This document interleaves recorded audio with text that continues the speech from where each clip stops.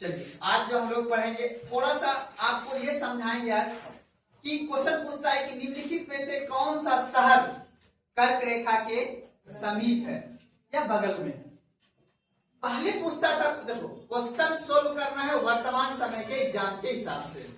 पहले पूछता था कौन कौन सा राशि से होकर कर्क रेखा गुजरता है। अब से पूछेगा कि निम्नलिखित में से कौन सा शहर कर्क रेखा के समीप है, ठीक है ना। क्यों पूछता है ये क्वेश्चन, ये भी समझेंगे। अब देखिए कल आपने जो पढ़ा था कि ये भारत का मानचित्र है। अब जो ये भारत का मानचित्र है बाबू ध्यान समझिएगा।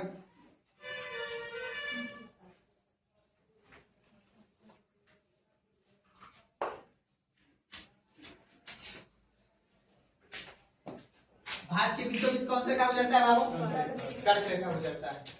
अब कर्क रेखा भारत के बीचों बीच गुजर रहा है। अब यहां से समझना है आपको, ध्यान से समझिएगा।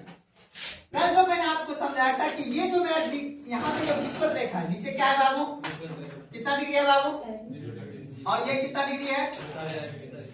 अब बताओ, अब यहीं पे है एक शहर जिसका नाम है कन्याकुमारी। नाम सुने हो? चेन्नई का नाम सुने हो? बेंगलोर का नाम सुने हो?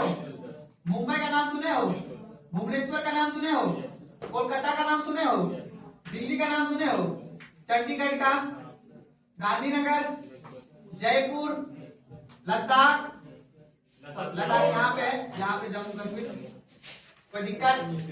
पटना का, लखनऊ का, रांची का। अब बताओ भोपाल किसकी राजधानी है?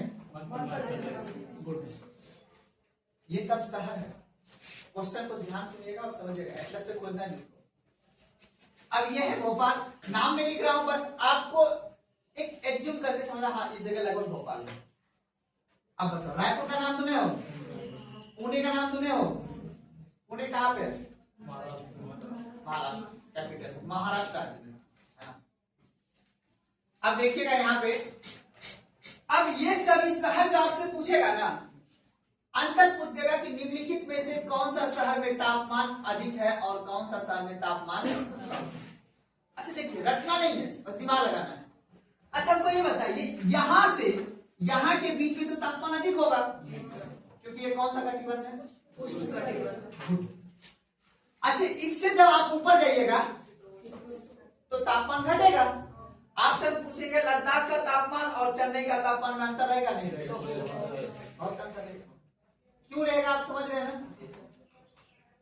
आपसे सवाल पूछेगा कि निम्नलिखित में से कौन सा शहर, ऐसे पूछेगा क्वेश्चन याद रखिएगा, निम्नलिखित में से कौन से शहर में तापमान अधिक है। 4 ऑप्शन में देगा, उसके हिसाब से आपको दिमाग लगा देना, ठीक है ना। अब जो ऑप्शन में दे दे उस हिसाब से आप दिमाग लगाइएगा वहां पे।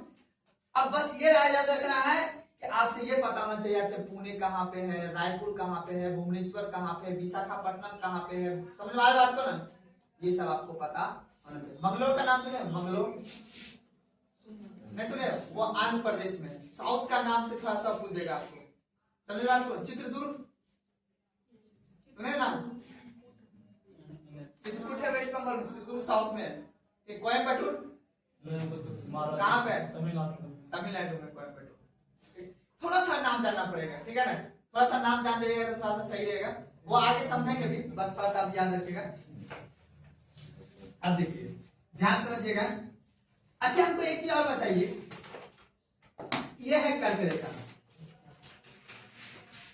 झारखंड से कर्क रेखा गुजरती है, गुजरती है ना। और झारखंड का कैपिटल कहाँ है? और झारखंड में क्या पाया जाता है? पठार। क्या पाया जाता है बाबू? पठारी क्षेत्र। अब एक बात याद रखना, जब तापमान पड़ेगा पठार पे, ठीक है, पठार पे जब बाबू तापमान पड़ता है तो पठार फैलता है।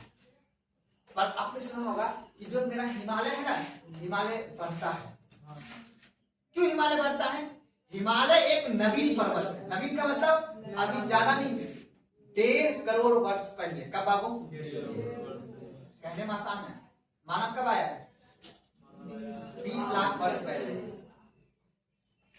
और हम बात कब की कर रहे हैं? 1.5 करोड़ वर्ष पहले हिमालय बना है। वो जो हिमालय दिख रहा है आपको, ये जो नदी गंगा नदी बह रही है ना, 60 लाख वर्ष पहले से बह रही है। 60 लाख वर्ष पहले। ये गंगा नदी अपने क्षेत्र से बह रही है, ठीक है ना। और आज से समझ बात को, आज से ज्यादा नहीं है, 150 वर्ष पहले जो है ना, ये गंगा और कोसी नदी का मिलाप होता था ये खगड़िया जिला में, ठीक है ना। ये नदी पहले तो ये लाइन वगैरह नहीं था ना, और 150 साल पहले किसका शासन चल रहा था यहाँ पे? मुगल का चल रहा था, नहीं चल रहा था। और अंग्रेज का भी 100 साल पहले था, है कि नहीं? अभी 2026 चल रहा है, 100 साल पीछे जाएंगे तो 1926 रहेगा। 1926 में हम आजाद थे, गुलाम थे, ठीक नहीं थे।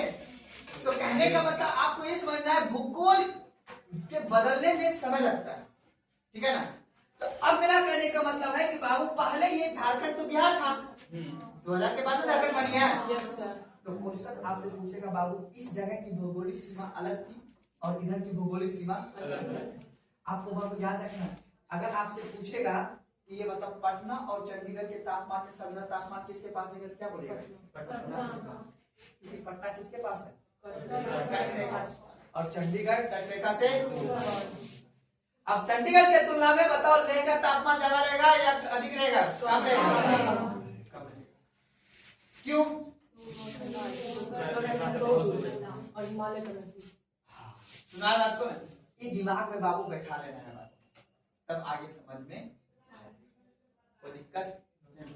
अच्छा आपको एक बात बताओ, अगर मैं जो कल मैंने आपको जो कुछ समझाया था कि बाबू राज, अब देखो राज याद करना है, आज के क्लास में राज और उस राज की फिर संरचना है। अब देखना बाबू, ध्यान समझो, पहला राज्य कौन सा है बाबू? लद्दाख। पहला कौन सा है बाबू? ध्यान समझना, लद्दाख राज्य की बस एक विशेषता है बाबू, याद रखना है, लद्दाख अभी जस्ट बना है राज्य 2019 में। कब बना है बाबू? 2019। पहले ये पूरा राज्य जो था, वो पूरा राज्य का नाम था जम्मू कश्मीर। पहले कौन सा था बाबू? जम्मू कश्मीर। और इसी को आपको पता है, आर्टिकल 370 को हटा के मैंने यहाँ पर एक केंद्र शासित प्रदेश, यानी दोनों को क्या बना दिया? केंद्र शासित प्रदेश बना दिया। और यहाँ पे विधानसभा का गठन है, यहाँ पे विधानसभा का गठन नहीं, और ये फुल टू फुल क्या है? केंद्र शासित प्रदेश है। बात को अब मैंने पहले भी बताया था, लद्दाख मेरा सामरिक दृष्टि से, सामरिक का मतलब है आर्थिक दृष्टि से, ये बहुत ही महत्वपूर्ण मेरा राज्य है। क्यों? क्योंकि हम यहाँ से चीन भी जा सकते हैं, अफगानिस्तान भी जा सकते हैं और पाकिस्तान, अर्थात लद्दाख जो है मेरा 3 देशों के साथ सीमा साझा करता है। और लद्दाख में बाबू याद रख लेना है, इस क्षेत्र में यहाँ पे पर्वतीय क्षेत्र है, यहाँ पूरा का पूरा यहाँ पे क्या है? पर्वत। काराकोरम हो, लद्दाख हो, जास्कर हो, ये सभी कहाँ पे है बाबू आपका? बात को ना, कोई दिक्कत है समझ में? उसके बाद दूसरा राज्य कौन सा आता है बाबू? जम्मू कश्मीर। जम्मू कश्मीर बहुत याद रखना है, पर्यटक की दृष्टि से मेरा भारत देश में बहुत बड़ा इंपॉर्टेंट योगदान भी रहता है। यहाँ पे पर्यटक का केंद्र बहुत अच्छे हैं, क्योंकि यहाँ पे कई सारे घाटी है। घाटी समझते हो? 2 पहाड़ों के बीच में बड़ा बड़ा पहाड़ है, उसके बीच में अगर प्लेन एरिया रहेगा, कल्पना करना है, इमेजिन करना है, 2 पहाड़ है बड़ा सा, और उसके बीच में लगभग समझ लो कि लगभग 1 किलोमीटर का चौड़ाई है, ठीक है ना। अब उसमें प्लेन एरिया है, ठीक है ना, उसको बोलते हैं घाटी, ठीक है ना। अब उसमें क्या होता है, बड़े से दूरी वगैरह लगा देता है, बड़ा सा एकदम पूरी तरह से सजा जा देता है, तो उसमें जाके पर्यटक वगैरह रहते हैं। आपने देखा होगा, नाम सुने होगा आप, डोकलाम जो घाटी हुआ था, तो अभी वहाँ जो घाटी लगा रहा था, क्योंकि 2 पहाड़ों के बीच में जो टूरिज्म वगैरह होता है, जैसे मान लो अपन लोग गर्मी छुट्टी मनाएंगे, तो अभी गर्मी छुट्टी, अभी यहाँ पे तो गर्मी ज्यादा होगा पटना में, अभी बिहार में, तो हम लोग गर्मी छुट्टी मनाने कहाँ जाएंगे? ठंडा क्षेत्र में जाएंगे, तो हम लोग चले जाएंगे हिमाचल प्रदेश, जिसके पास बहुत पैसा रहेगा, हिमाचल प्रदेश, जम्मू कश्मीर चले जाएगा, मंदिर भी घूम लेगा, वहाँ पे बच्चे के साथ गर्मी छुट्टी भी मना लेगा। अमीर आदमी का ये काम है। गरीब आदमी तो पता ही कहा जाता है, नानी घर जाएगा वो, है ना।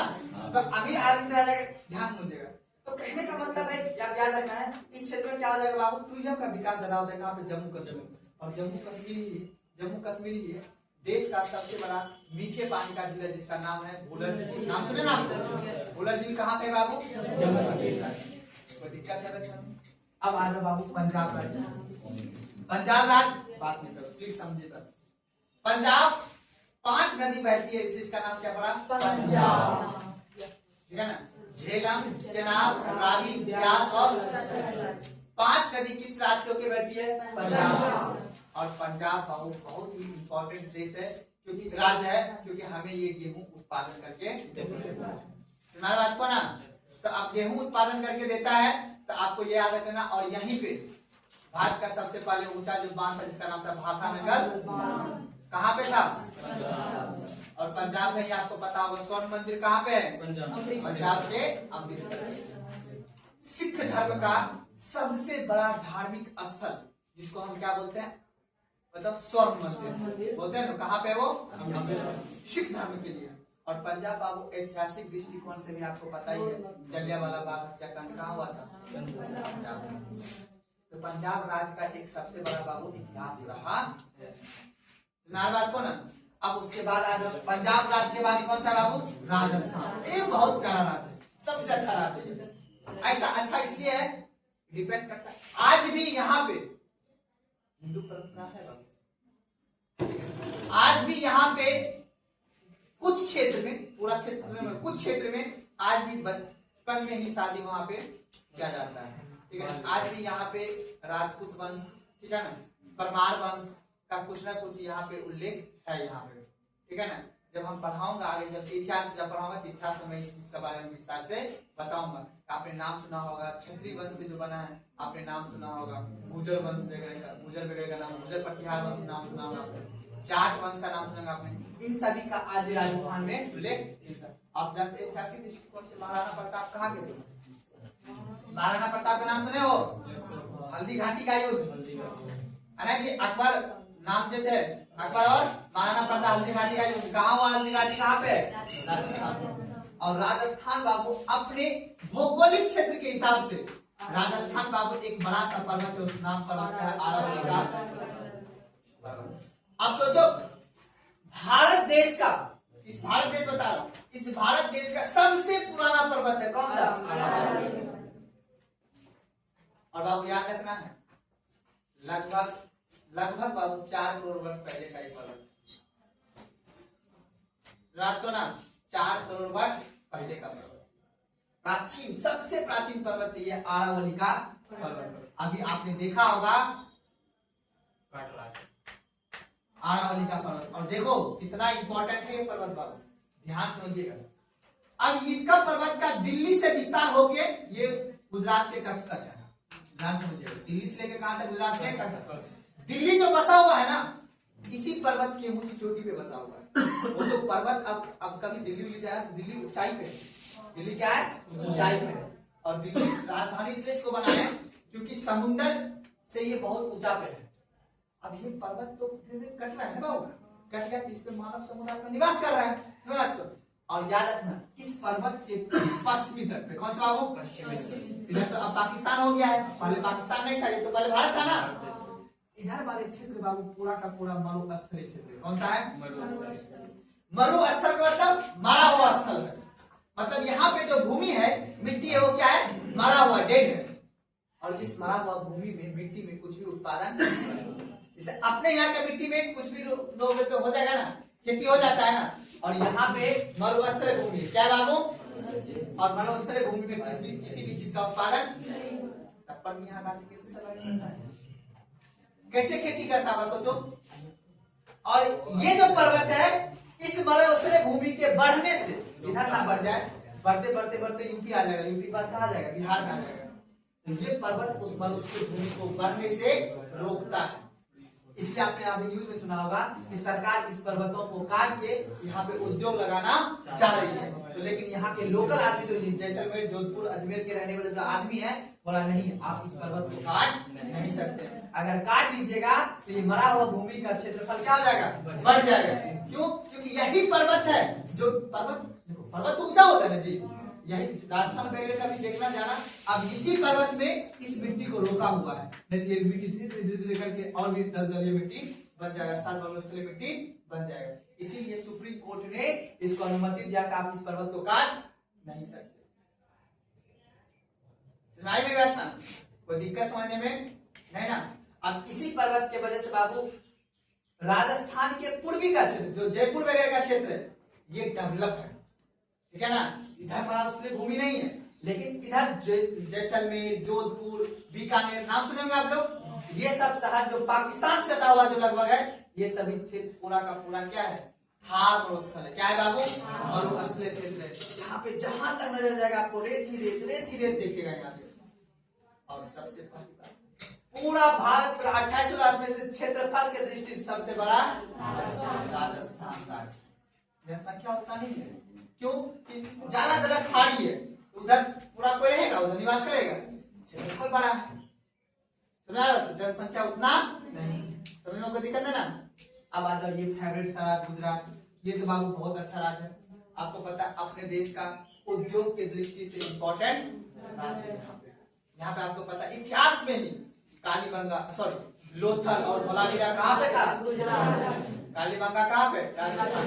तो ये धोलावीरा और लोथल जो है गुजरात, आपको पता है यहाँ पे सूरत में इसी क्षेत्र में आपको पता है कपास पता है ना, तो जिस वजह से यहाँ पे कपास से क्या बनता है? रुई बनती है। इससे क्या बनेगा? धागा बनेगा। धागा से क्या बनेगा? कपड़ा बनेगा। तो यहाँ के व्यक्ति जैसे अपने यहाँ के व्यक्ति कुछ भी ना हो ना हो, कॉम्पिटिशन का तैयारी एक बार जरूर करता है। यहाँ का बच्चा कुछ होना हो एक बार व्यापारी जरूर करता है। यहाँ पे ग्रुप डी का चर्चा नहीं, यहाँ पे सिर्फ एक बार तैयार खूब जगह होगा तो आप आईएएस का तैयारी करेगा यहाँ पे, ठीक है? आईएएस का और गुजरात का पीसेस जो होता है, जैसे अपने एमपीएससी होता है ना बिहार पीसेस, उसी तरह यहाँ गुजरात पीसेस होता है। इसके अलावा यहाँ पे कोई सोचो कि नहीं यहाँ पे दौड़ के रेल ड्राइवर बन जाएगा, नहीं, यहाँ पे वो सिस्टम नहीं है। यहाँ पे कुछ नहीं होगा, यहाँ पे 20,000 का रोजगार मिल जाएगा। अपने यहाँ आदमी क्या करेगा? बड़ा होकर क्या दहेज पैसा का टोटो खरीद लेता है, यहाँ पे नहीं करते, यहाँ पे रोजगार मिल जाता है। क्योंकि यहाँ की भौगोलिक सीमा उससे कुछ नहीं वाला जनसंख्या मंत्री मान लेगा बगल में। और ये राज्य की खूबियां देखो क्या है कि समुद्र भी है और व्यापार, समुद्र रहेगा तो नहीं व्यापार होगा जी। व्यापार कहाँ पे होगा? जहाँ पे हमारे यहाँ जो उत्पादन होगा उसको हम कहाँ भेज सके? दूसरे देश। अब देखो, आप सुनते होंगे एक्सप्रेस वे, नाम सुने होंगे? अभी जस्ट गंगा एक्सप्रेस वे बना है ना, कहाँ बना है बाबू? मेरठ से लेके कहाँ बना है बाबू? प्रयागराज, कहाँ? इलाहाबाद तक बना। क्यों बना है? क्योंकि हमारे यहाँ जो चीज उत्पादन होगा, ठीक है ना, उसको हम कहाँ भेज सके? दिल्ली। कहाँ भेज सके? दिल्ली भेज सके। सुना बात को ना? या उधर से जो सेब वगैरह आएगा वो कहाँ आ सके? यूपी आ सके, यूपी में बिहार आ जाए, जिसको जनसंख्या किसके पास आता है? उत्तर प्रदेश। अब मान लो हम यहाँ से कुछ भेज सकेंगे, वो भी यहाँ, इसको क्या एक्सप्रेस वे का मुख्य काम होता है व्यापार के लिए। क्या चीज के लिए होता है? व्यापार के लिए। समझा बात को ना? और व्यापार के लिए बाबू मुख्य ध्यान समझना, आज के समय ज्योग्राफी पढ़ रहे हो, हर चीज को लिंक करना पड़ेगा। आज के समय में याद रखना आपको हर चीज कनेक्टिविटीज काम चलेगा। और सबसे बड़ा इंपॉर्टेंट होता है इंफ्रास्ट्रक्चर। इंफ्रास्ट्रक्चर बोले तो रोड। आप देखो, अपन लोग गरीब है तभी ना जी, अपन सिंगल वे है। मैसूर में रोड कैसा है? सिंगल है। हम लोग क्या यूज करते हैं? हम लोग घूमने टहलने के लिए जाते हैं, लेकिन जहाँ पे जैसे उद्योग होता है यहाँ पे, यहाँ से माल बढ़ के जाता पटना, हम लोग पनीर बेचते हैं, पनीर तो वो राजधानी में आ जाता है, जब आ जाता है। तो कहने का मतलब है कि इस क्षेत्र में बाबू आप देखिए एक्सप्रेस वे इस तरह से बना हुआ है। सुना बात को ना? और एक्सप्रेस वे कैसे बनता है पता है आपको ना? जब इंडस्ट्री हो सर, जब इंडस्ट्री होगा तो जहाँ पे उद्योग खुलेगा वहीं पे बनेगा। सुना बात को ना? और याद रखना बाबू, आज के समय में अब आज सरकार बदल दिया सिस्टम, कोई भी एनएच बनेगा, ठीक है ना, एनएच बनेगा या एक्सप्रेस वे बनेगा, ठीक है ना, एक्सप्रेस वे जो बनेगा, याद रखना ये कौन बनाता है बाबू? एनएचएआई। वो तो बनाते ही है ना, सरकार कौन बनाता है बाबू? लेकिन ये सब कंपनी है ना, हाँ सरकारी कंपनी है। लेकिन याद रखना, ध्यान से अगर तुम लोग सुनोगे आपको पता चलेगा ये सब किस पे बनता है? पीपीपी मॉडल पे। किससे बनेगा जी? PPP model, public private partnership. तो बात को ना, अपने देश के पास उतना पैसा नहीं है कि आपके लिए वर्ल्ड क्लास क्या बना सके, एनएच बना सके, लेकिन सरकार प्राइवेट कंपनियों से रोड बना के फिर आपसे क्या सुनेगा? Toll tax. बात को ना, तो खैरिया आगे और डेवलपमेंट समझाऊंगा आगे चल के आपको, तो इसको छोड़ दो। अब आ जाओ बाबू, गुजरात की राजधानी कहाँ पे बाबू? गांधीनगर। राजस्थान का राजधानी जयपुर। सुना बात को ना? अब गुजरात समझ लिया। अब आ जाओ महाराष्ट्र। कहाँ पे बाबू? महाराष्ट्र। अब तो महाराष्ट्र राज्य आपको पता ही होगा अपने देश की आधुनिक कॉमर्शियल राजधानी है मुंबई। और आपको पता है मुंबई में क्या है? बॉलीवुड। क्या है बाबू? बॉलीवुड। यहाँ पे कॉमर्शियल इंडस्ट्री है, कहने का मतलब है यहाँ पे बहुत पैसा होता है। समझा बात को ना? और यहाँ हाँ फाइनेंशियल वित्त समझते हो ना? फाइनेंशियल यहाँ पे बाबू खूब तरीका से यहाँ पे मुख्य रूप से समझ सकते हो कि यहाँ पे उद्योग है, उद्योग भी है यहाँ पे, ठीक है। और दूसरी बात यहाँ पे जहाँ पे लोग ज्यादा रहेगा वहाँ पे उद्योग भी खुलेगा ही खुलेगा, कोई दिक्कत उसमें नहीं है। और दूसरा बात है कि ये समुद्र के किनारे क्या है बाबू, यहाँ पे आदमी बर्थडे मनाता है समुद्र में, अपन लोग कहाँ मनाते हैं, स्थल में मनाते हैं ना, रेस्टोरेंट में जाके यहाँ पे रिजॉर्ट बुक किया जाता है। क्या बुक किया जाता है, रिजॉर्ट। पानी वाला जहाज होता है ना, होता है ना बड़ा सा, उसी को बुक कर लिया और बोला चलो समुद्र में अरब सागर में लेके जा रहे हो, उधर बर्थडे मना रहे हैं, ठीक है ना। अपन लोग क्या घूमने जाते हैं, खेत, इधर का आदमी क्या घूमने जाएगा, समुद्र में। अंतर भौगोलिक परिस्थितियां, ज्योग्राफी जिसको जो दिया वही। हाँ, जिसको भूगोल जो दिया है उस हिसाब से अपन लोग कहाँ जाते हैं, मंदिर। ये कहाँ जाएगा, बीच पे, समुद्र के बीच पे घूमने चलेंगे, ठीक है ना। अपन लोग मान लो कहीं वो होगा तो मान लो निकलेंगे कहीं गेस्ट उस्ट के साथ निकलेंगे तो अपन लोग कहाँ जाएंगे, मंदिर में जाएंगे। लड़का देखा सुनी कहाँ होता है, गरीब घर का, गरीब जिसके पास दरवाजा नहीं है, जिसके पास अच्छा सा घर नहीं, वो कहाँ जाता है लड़का के देखने, मंदिर। ये लोग कहाँ जाएगा,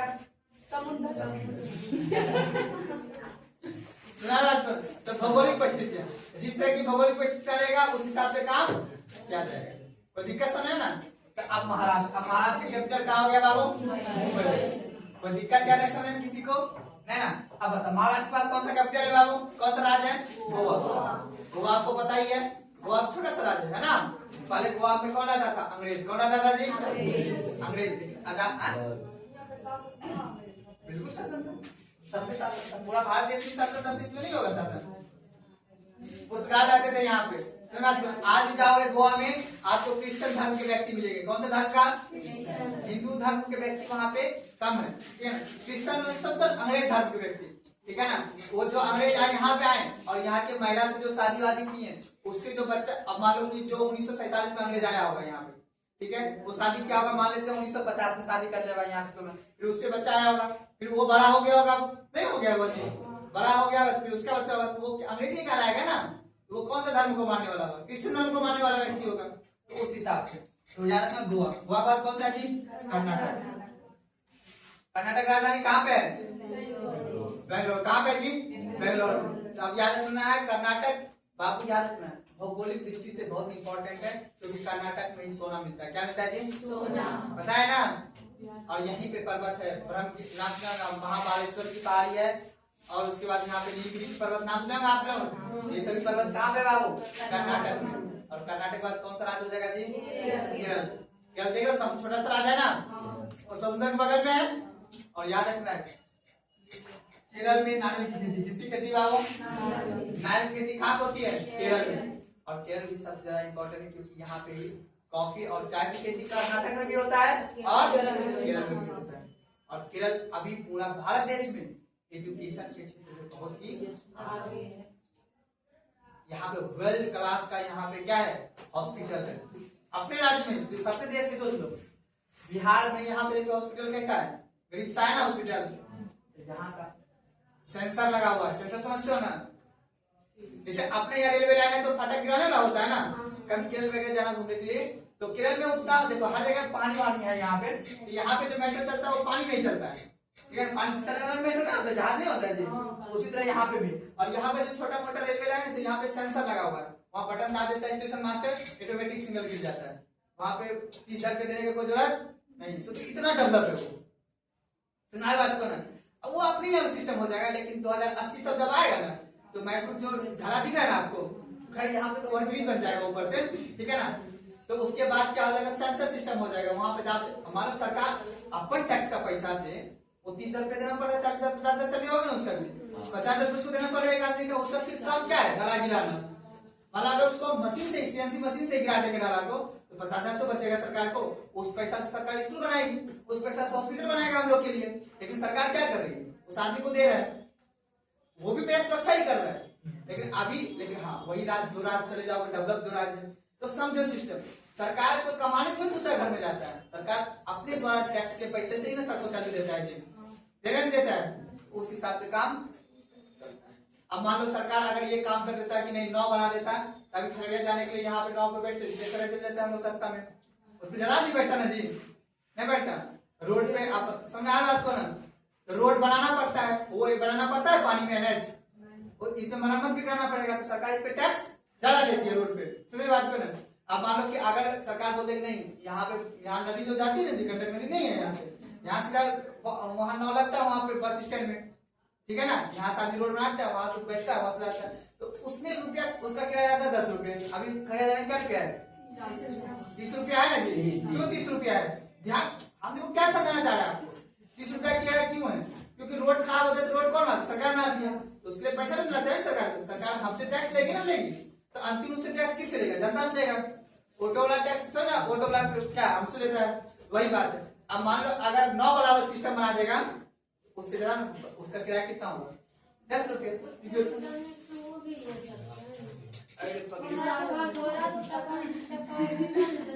टपाएगा नहीं, टपाएगा। देखो यहाँ से मान लो कि यहाँ तुम गई 20 किलोमीटर, मान लो गई 20 किलोमीटर गई, ध्यान से मेरी बात समझो। 20 किलोमीटर तुम यहाँ से गई किससे गई? रोड से गई पहले, तो सरकार ने 20 किलोमीटर जाने का कितना रुपया लिया है तुमसे? 30 रुपया लिया। क्यों लिया? क्योंकि रोड बेहतर बनाया है ना, तो रोड बनाने में पैसा खर्च हुआ है। अब पानी में रोड बना हुआ है? नहीं बना हुआ है। अब तुम्हारा कहने का मतलब होगा सर डीजल का भी तो दाम लगा होगा ना, तुम ये कहना चाह रहे हो ना, तो डीजल का दाम से सिर्फ 30 रुपया थोड़ी ना हुआ है। 30 रुपया दाम इसलिए हुआ है कि तुमको रोड चलने के लिए दिया है वेल स्टैंडर्ड का ना, खटर खटर खटर खटर नहीं करेगा, तो सरकार उसको मरम्मत से बनाया रोड, इसलिए सरकार बोला कि नहीं अब हम पैसा घर से सब कमाने, हम तेल का दाम क्या होता है बढ़ाते हैं, तो तेल पे टैक्स सरकार। देखो तेल मिलता है 30 रुपया लीटर, कितना है? 30 रुपया लीटर है तेल। 1 लीटर का दाम 30 रुपया है, ठीक है ना। सरकार को बनाने में जो भी सरकार लाता है 15-20 रुपया लीटर, फिर उसको रिफाइनरी में जाकर रिफाइन करता है, रिफाइन करने के बाद सरकार को कितना लागत होता है? 30 रुपया। लेकिन सरकार कहता है 30 में देंगे, फिर हमको बचेगा कैसे? फिर रोड कैसे बनाएंगे? तो बोल रहा है सरकार कि इस पे 2 आदमी टैक्स लेगा, एक स्टेट गवर्नमेंट लेगा और एक सेंट्रल गवर्नमेंट, 2 है ना, एक नीतीश कुमार और एक मोदी जी लेंगे। तो अब मान लो इस पे 30 रुपया लेगा कौन? State government. इससे टैक्स लेके अब बताओ बाइक कौन चलाता है? गरीब आदमी का अमीर आदमी? अमीर आदमी चलाता है बाइक, सरकार के वो क्या है अमीर, तो उससे 30 रुपया लिया, फिर यहाँ से लेगा बाइक। समझे बात? सेंट्रल गवर्नमेंट की बात नहीं, सेंट्रल गवर्नमेंट कितना देगा टैक्स? 35, तो 35 और 30 टोटल जो है 105 रुपया। अभी तेल का दाम कितना हो जाएगा? 105 रुपया। आप क्या सेंट्रल गवर्नमेंट क्यों लिया आपसे 35 रुपया? आपके रोड बनाएगा वो, इससे टैक्स लिया वो। उसका स्टेट गवर्नमेंट भी आपके लिए स्कूल बना देगा, आपके अब बताओ एनएच पे चढ़ने के लिए आप रोड से जाओगे ना, तो ये जो पीटीसी रोड से जाओगे अभी, वो रोड नीतीश कुमार फ्री बना के दे देगा, उसके लिए तुमको टैक्स लेगा तुमसे। तो छोटा मोटा जो रोड बनता है उससे 30 रुपया जमा कर, 1 लीटर पर 30 रुपए, तो सरकार के एक्स्ट्रा टैक्स आ रहा है, तो वो रुपया जमा कर करके सरकार फिर आपके रोड बनाएगा। आप मान लो कि हम गोछाड़ी से आए एनएच से, तो गांव से जो हम घर से जो एनएच पे आए होंगे, तो किसके रोड से आए होंगे? नीतीश कुमार के रोड से। फिर जो इस पे चलेंगे किसके रोड पे चलेंगे? सेंट्रल गवर्नमेंट के रोड पे।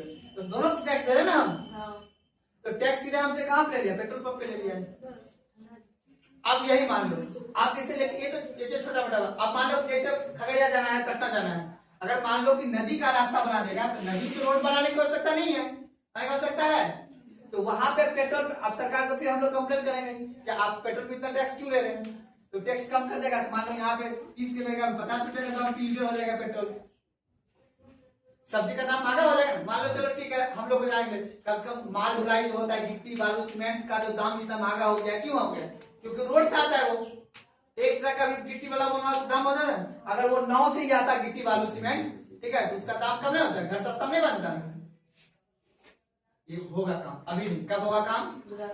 2080 नहीं मिलेगा काम, इसका 2050-60 के बाद। इन पर सरकार, आपने नाम सुना होगा सरकारी योजना गंगा सफाई। गंगा सफाई क्यों करवाना चाह रहा है?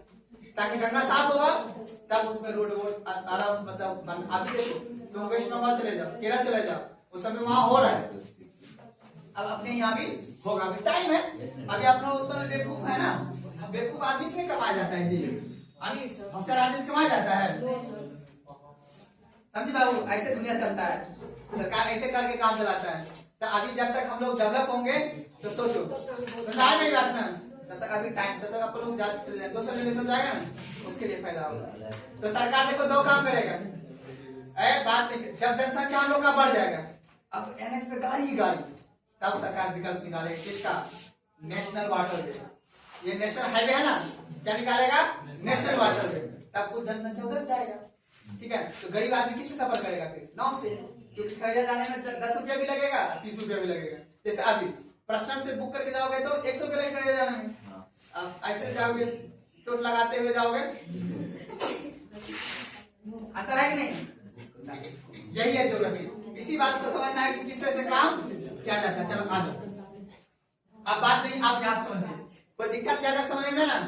देखो यही है ज्योग्राफी। जब ज्योग्राफी पढ़ोगे आपको समझ में आएगा कि सरकार किस तरह से काम कर रही है, किस तरह से अपना इकोनॉमिक व्यवस्था चला रही है, अर्थव्यवस्था कैसे सरकार चला रही है। अभी गिट्टी वालों का भी खरीदे हो तुम लोग?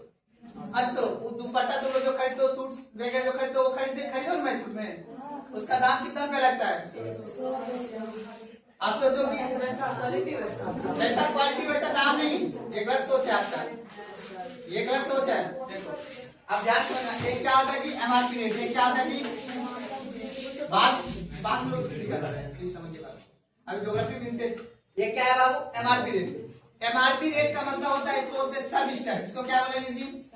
सर्विस टैक्स बोलेंगे। सर्विस टैक्स गरीब हो या अमीर सब बराबर देगा, ठीक है ना।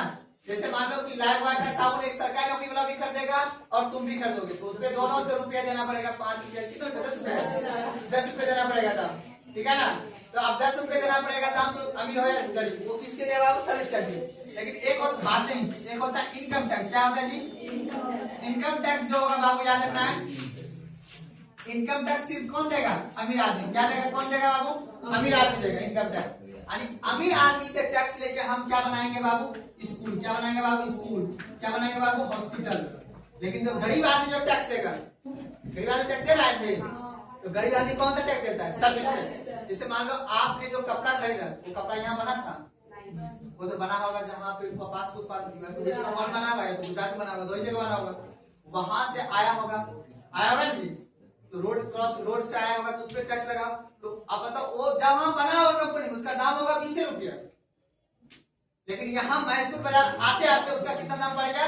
100 रुपया। क्योंकि वो दुकान जो बेच रहा है तुमको, वो भी तो अपना प्रॉफिट कमा रहा होगा ना। वो रेट पे दुकान लिया हुआ है, उसका भी बाल बच्चा बीवी है, तो वो भी तो अपना रुपया जोड़ा, वो भी तो अपना मजदूरी लगाया होगा ना। तब जाके दुपट्टा का दाम कितना पड़ गया बाबू? 100 रुपया। अब आपको तो 100 रुपया मिल रहा है, दरअसल उसका मैन्युफैक्चरिंग कॉस्ट जो बनने का कॉस्ट है उसका तो 20 रुपया है ना जी। लेबर चार्ज लगा होगा कि अगर वही तुम सूरत में खरीदते 20 रुपया मिलता है, लेकिन मैसूर में खरीद रहे तो 100 रुपया, सेम क्वालिटी का। इसी को बोलते हैं सर्विस टैक्स। क्या बोलते हैं जी? सुना मेरी बात ना, तो इस चीज को समझ लेना। चलिए अब टॉपिक लिखे आप लोग, भारत का भौतिक संरचना। टॉपिक लिखे, भारत का भौतिक संरचना।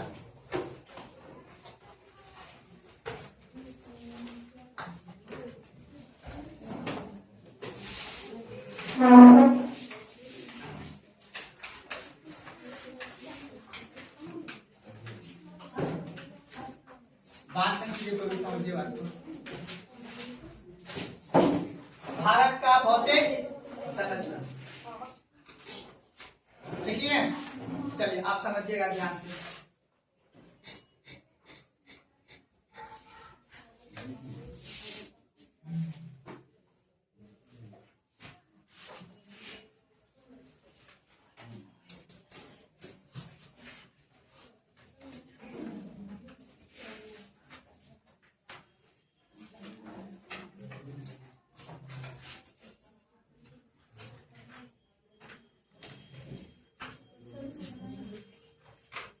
भारत का भौतिक संरचना, चलिए आप पहले समझिए।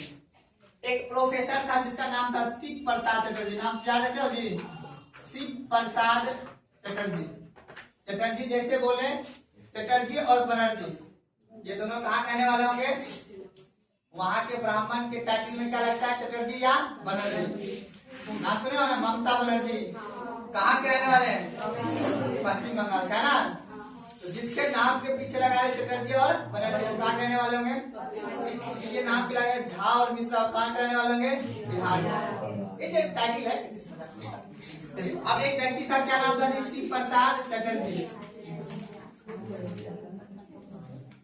शिव प्रसाद चटर्जी, आप देखिए याद रखिएगा। अब बात नहीं समझिए बात को। अब शिव प्रसाद चटर्जी जो एक मतलब कहने का मतलब प्रोफेसर थे, उनसे पूछा गया आप ये बताइए कि भारत की भौतिक संरचना, मतलब भारत जो बना हुआ है ना भौतिक रूप से, राजनीतिक रूप से नहीं, कौन सा रूप से, भौतिक रूप से, वो कितने प्रकार का बना हुआ है? तो बोला कि 6 प्रकार का। कितने प्रकार का बाबू? ध्यान समझिएगा, टॉपिक पे आ जाइए। भारत के भौतिक संरचना कितने प्रकार से बटा हुआ है बाबू? 6 प्रकार। बोला कि एक साइड जो है ना, एक साइड ऐसे करके, ठीक है ना, ऐसे करके पूरा से पूरा वो है जिसका नाम है पर्वतीय क्षेत्र। यानी पहला क्षेत्र कौन सा है बाबू? पर्वतीय क्षेत्र, याद रखना है। तो पहला कौन सा होगा? पर्वतीय क्षेत्र। यानी भारत को 6 वर्गों में भौतिक रूप से बटा है। पहला कौन सा बाबू? पर्वतीय। अब दूसरा देखो क्या है, दूसरा कौन सा है बाबू? मैदानी क्षेत्र। तो दिक्कत, दूसरा कौन सा है? मैदानी। अब तीसरा है मरुस्थलीय क्षेत्र। तीसरा कौन सा है बाबू?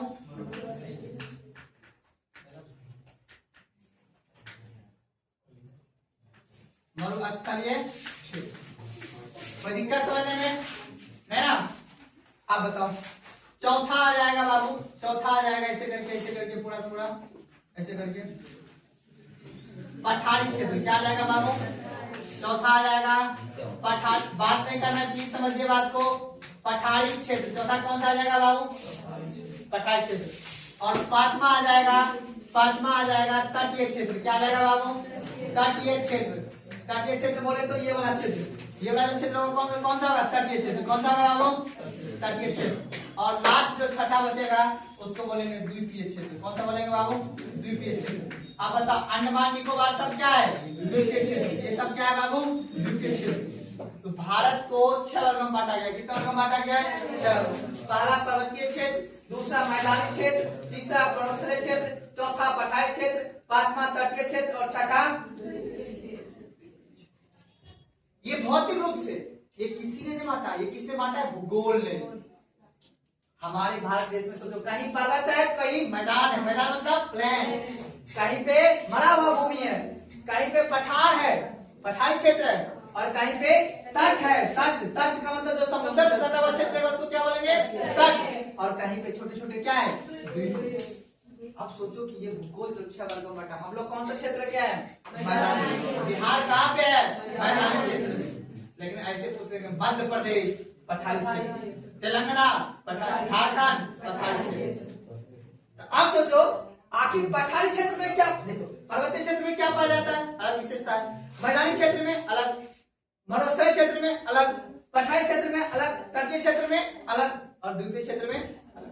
तो पर्वतीय क्षेत्र में पाया जाएगा पर्वतीय। क्या पाया जाएगा? पर्वत। और याद रखना बाबू, यहीं पे आएगा बर्फ, ग्लेशियर। और पर्वत पे अब बताओ खेती होगा? पर्वत में कोई हल चलेगा जी? बराबर पत्थर रहता है वहां पे। तो यहाँ पे हम किसको बैठा देंगे? भगवान को। किसको बैठा देंगे? ताकि सब यहाँ बताओ। अब जहां जहां पर्वत, ध्यान समझना, जहां जहां पर्वत होगा, अब यहाँ की व्यक्ति भोजन कैसे खाएगा? कुछ तो करना होगा। तो भोजन कैसे मिलता है? खेत से नहीं मिलता है। अब यहाँ पे खेत है ही नहीं, तो आदमी क्या करेगा इस क्षेत्र में? भगवान को बैठा देगा। भगवान बैठ जाएगा तो भगवान को देखने कौन जाएगा? मैदानी क्षेत्र का। तो इसके पास क्या है? खेत है, तो ये अपना भोजन का जुगाड़ तो कर लेगा।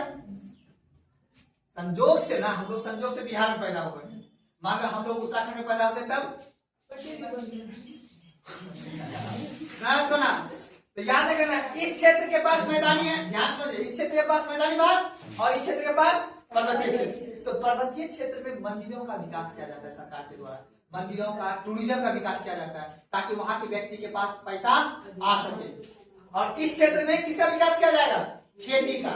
यहाँ पे किसान के पास क्या देगा? सब्सिडी, यूरिया का सब्सिडी देगा, आपके पास खेती देगा इस क्षेत्र में। कोई दिक्कत? अब आगे मरुस्थलीय क्षेत्र में मरा हुआ भूमि है, तो यहाँ पे आप आजकल देखते होंगे, यहाँ पे भी आदमी टूरिज्म का विकास थोड़ा थोड़ा कर रहा है। और उसके बाद सरकार यहाँ नहर बना के यहाँ पे भी सिंचाई का प्रावधान कर रहा है ताकि मरा हुआ भूमि में कुछ ना कुछ खेती हो सके। सर मेरे बता रहे ना, इस चीज को थोड़ा सा दिमाग में समझ लेना है। अब देखिए अब ये वाला जो पूरा पूरा क्षेत्र बाबू, ये है कौन सा बाबू? पठारी क्षेत्र। अब पठारी क्षेत्र में क्या होता है? पठार में खनिज पाया जाता है। क्या पाया जाता है? खनिज, बॉक्साइट। ठीक है ना, कोयला, शीशा, लोहा।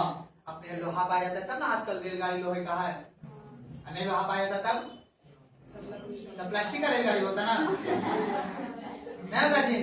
कहने मतलब ध्यान समझो, अपने यहाँ लोहा की मात्रा पाया जाता है और कोयला की मात्रा पाया जाता है। तो कोयला तो आग बना के भट्टी, लोहा को पिघला के उसे आकार बना के दूसरा चीज बनाया जाता है। तो आपको यही समझना है कि कौन से राज्य पठारी क्षेत्र है। आप देखो कहीं न कहीं तो ये राज्य में होगा जी, है कि नहीं है, और कहीं कहीं ये भी राज्य में होगा, कहीं कहीं ये भी राज्य में होगा। आपको ये जानना है कि भारत के पर्वतीय क्षेत्र किस किस राज्य में है, भारत के मैदानी क्षेत्र किस किस राज्य में है, कौन कौन सा पर्वतस्थलीय क्षेत्र, कौन कौन सा पठारी, कौन कौन सा तटीय, कौन कौन सा द्वीपीय। ये वाला पॉइंट लिखिए, उतारिए इसको। लिखेगा शिव प्रसाद चटर्जी के द्वारा भारत को 6 वर्गों में बांटा गया। लिखेगा इसके नीचे, शिव प्रसाद चटर्जी के द्वारा भारत के भौतिक संरचना को 6 वर्गों में बांटा गया है। शिव प्रसाद चटर्जी के द्वारा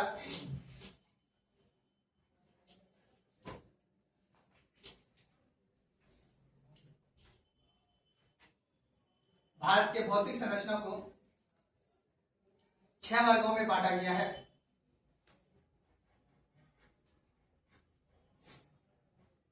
भारत के भौतिक संरचना को 6 वर्गों में बांटा, 6 वर्ग, 6 लिख के ऐसे करके लिख लीजिएगा 6।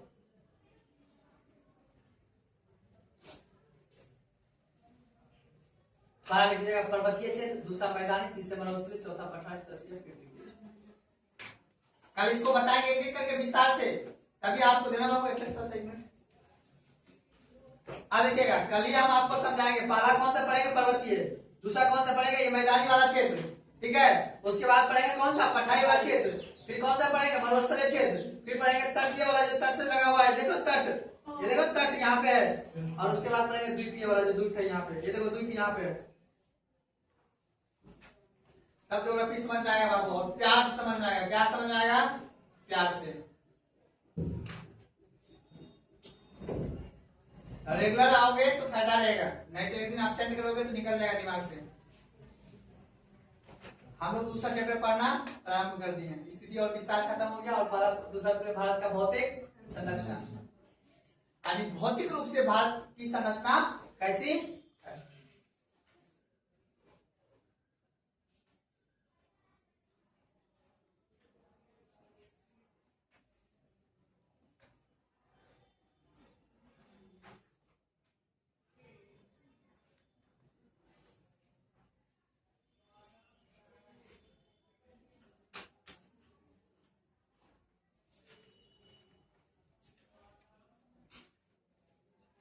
देखिए अब कल बताएंगे, ठीक है।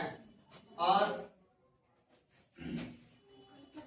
नहीं आराम से चलना चाहिए। क्या बोले, कल संडे, बस संडे जल्दी आ गया।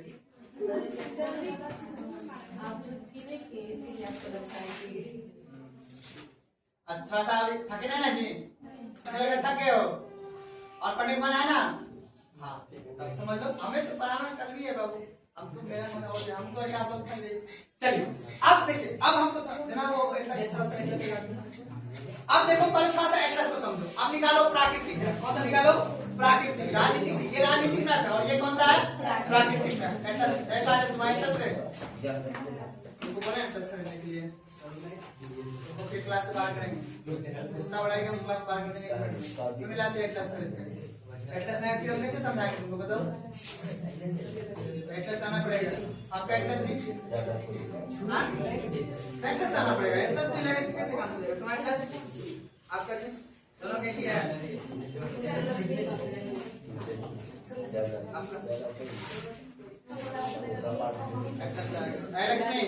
एटलस कहाँ है, क्लास से बाहर करेंगे, सीधा क्लास से बाहर करते, दूसरा कोई विकल्प नहीं मेरे पास। अभी आओ सामने, चलिए अब बात नहीं समझिए। आप देखिए, समझिएगा ध्यान से। आप देखिए, अगर मानचित्र वाला किसी पास बड़ा वाला नहीं है मैप जी, वो वाला प्राकृतिक मैप, प्राकृतिक मैप वो नहीं है, प्राकृतिक है। ये दिखा, ये दिखा ना, ये तो वर्ल्ड का है। प्राकृतिक मैप नहीं है किसी के पास? आज चलो वो राजनीतिक मैप हुआ, ये वाला मैप, ऐसा वाला बड़ा नहीं है किसी के पास। आज कल हम ले गए, ठीक है। चलिए आप देखिए, तब पर हम समझाने का प्रयास कर रहे हैं, आपको ध्यान समझिएगा। देखिए ये वाला को आप निगाहों में बैठाइए, पहले ये निगाहों में बैठ जाएगा तब होगा, नहीं तो गाँव में ये वाला आपको याद होना ही चाहिए। ये याद रखिए, ये है जैसे लड़की दो तरह का होता है, नहीं महिला दो तरह का होता है, लड़की नहीं महिला। एक होता है बिना मेकअप ब्लाउज में होता है, तो मेकअप लगाने के बाद ऐसा दिखता है, दिखता है नहीं दिखता है जी? अब बिना मेकअप का तो मेन रूप से मेरा भारत कैसा है? ऐसा है। इसको बोलते हैं नेचुरल, नहीं बोलते हैं ये प्राकृतिक रूप से ऐसा है। लेकिन जब मेकअप लगा लेता है ऐसा है। तो राजनीतिक रूप से ऐसा है भारत, अभी जैसा हम लोग देख रहे हैं। लेकिन भौतिक रूप से ऐसा है। प्राकृतिक भगवान ने कैसा बनाया? ऐसा बनाया है। अरे प्राकृतिक इसको कह सकते हैं हम लोग। तो अब हमको जो पढ़ना है, ये वाला तो हमने पढ़ लिया भौतिक मतलब क्या बोलते हैं राजनीतिक रूप से। लेकिन अब हमको क्या पढ़ना है? इसके रूप से पढ़ना है। और इसी के रूप से हमको ये समझना है कि भारत में कहाँ पे क्या क्या पाया जाता है, किस रूप से? प्राकृतिक रूप से या भौतिक रूप से की बात है। तो अब बताओ, हमको ये देखना है कि किस किस राज्य में पर्वतीय क्षेत्र है। तो आपको बता देते हैं, यहाँ पे कहीं दिख रहा है लद्दाख है, हिमाचल प्रदेश में दिख रहा है ना? दिखता कहाँ पे? यहाँ पे। तो यहाँ पे दिखेगा, तो ये आपको याद होना चाहिए। और इधर से अनुमान करोगे कि लद्दाख में, देखो यहाँ पे, अगर आप देखो यहाँ पे, आप स्टडी अपने अपने मैप में देखिएगा, आपको दिख रहा होगा बाबू। सबसे पहले आपको दिख रहा होगा पीर पंजाब, दिख रहा है जी? पीर पंजाब के ऊपर में जासकर दिख रहा है, लद्दाख दिख रहा है, कोरम लिखा हुआ है यहाँ पे, लेकिन कारा कोरम दिख रहा हो, देखो ऊपर में कारा कोरम दिख रहा है जी। अब तो ये सभी कहाँ पे है? लद्दाख। कहाँ पे जी? आप देखो लद्दाख इधर पे पड़ता हो, इधर लद्दाख देखो, मेकअप लगाओ, मेकअप देखो, लद्दाख कहाँ पे है? ऊपर में है। तो इसी राज्य में ये तीनों पर्वत है। इसी राज्य में कौन कौन सा? पीर पंजाब, लद्दाख, जासकर और काराकोरम। तो मुख्य रूप से पीर पंजाब को भी छोड़ गए, लद्दाख, जासकर और काराकोरम। ये सभी किस राज्य में है बाबू? इधर। लेकिन पता नहीं चलेगा क्योंकि इधर भौतिक रूप से, ठीक है, प्राकृतिक रूप से ये, और ये है राजनीतिक रूप से। तो राजनीतिक मैप आपको याद होना चाहिए, तभी आप प्राकृतिक रूप को समझ पाओगे। आप ध्यान से बात कीजिए, समझिएगा। आप बताओ,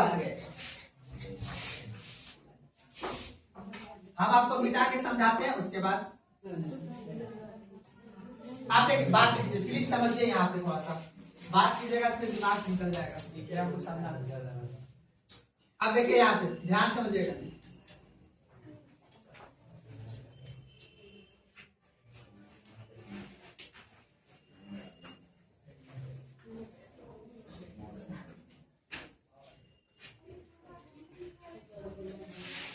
आगे के समझिए यहाँ पे, भारत का कौन सा राज्य बाबू? लद्दाख।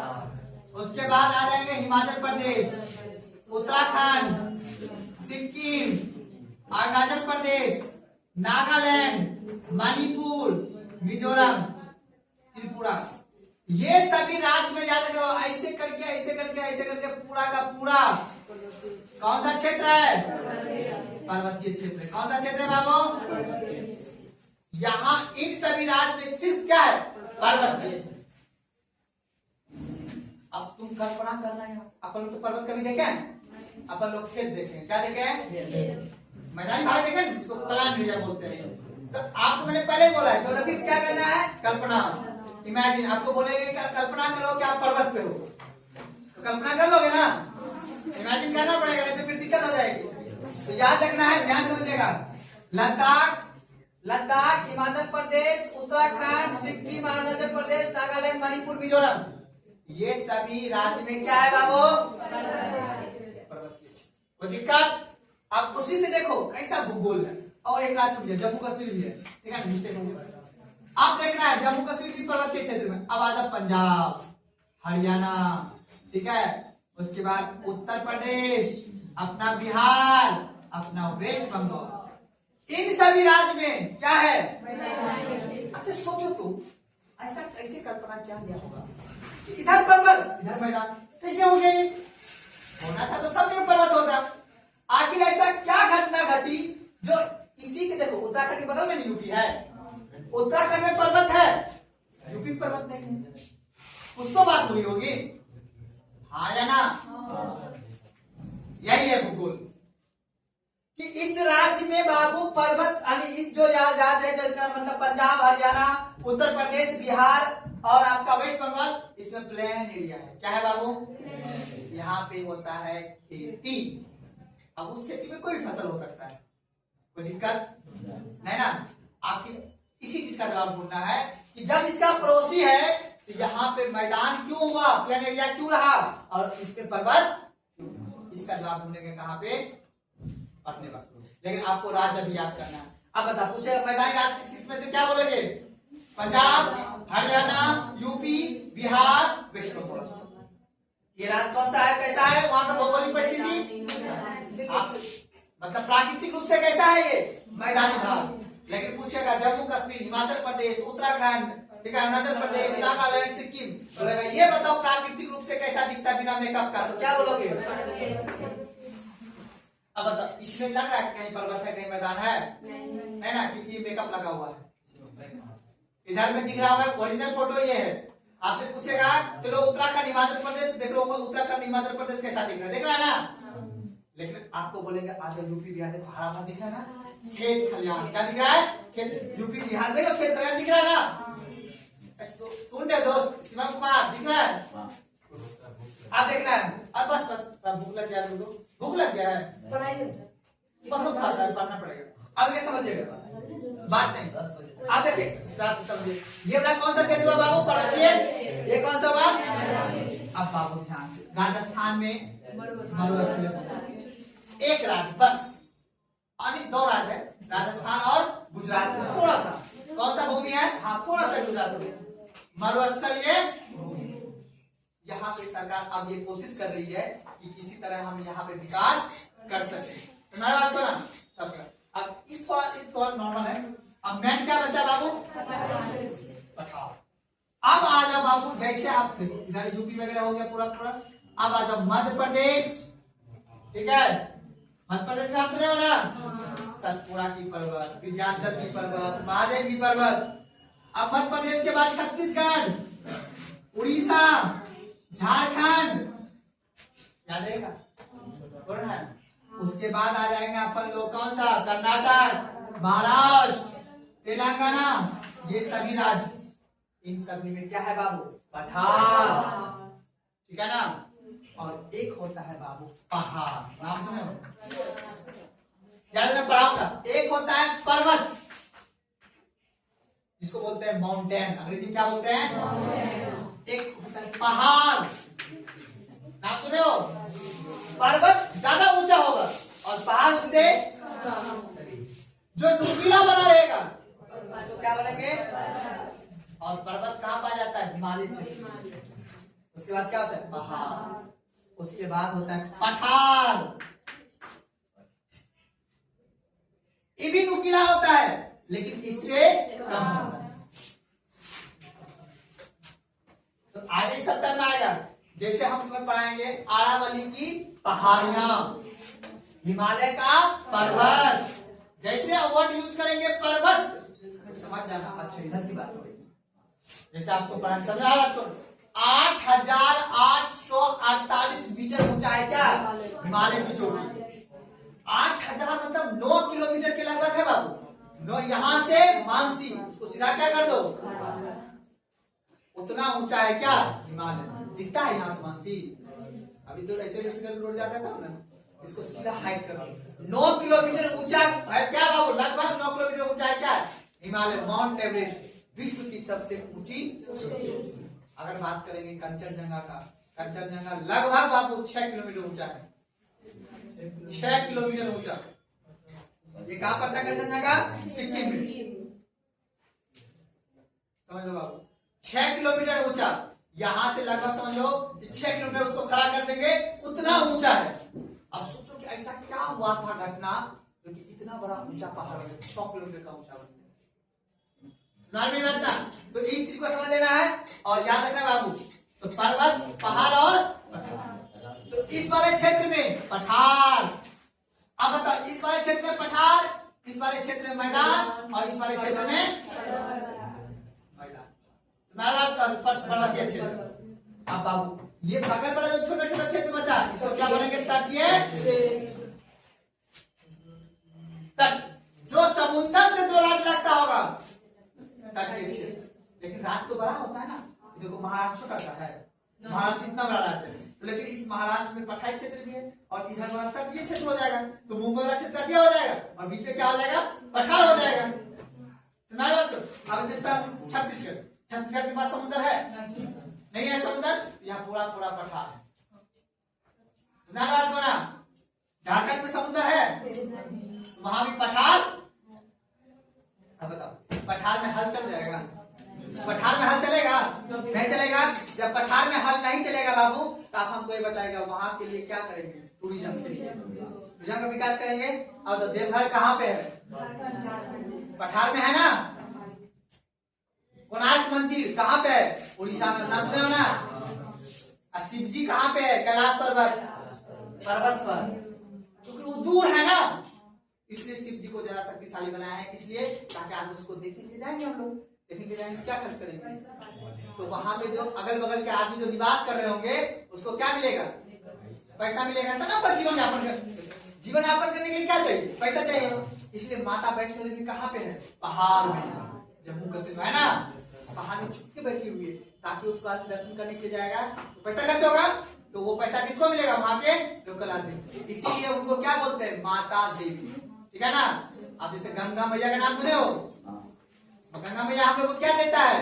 मछली। क्या देता है? और खेत के पानी का सिंचाई में देता है जी।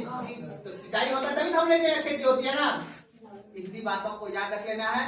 बाकी कल एक एक चैप्टर के बारे में हमको विस्तार से अभी से लेके एक सप्ताह तक यही क्लास चलेगा। कल नहीं, परसों मंडे को जब मिलेंगे तो पढ़ेंगे पर्वतीय क्षेत्र, ठीक है। बात की जाए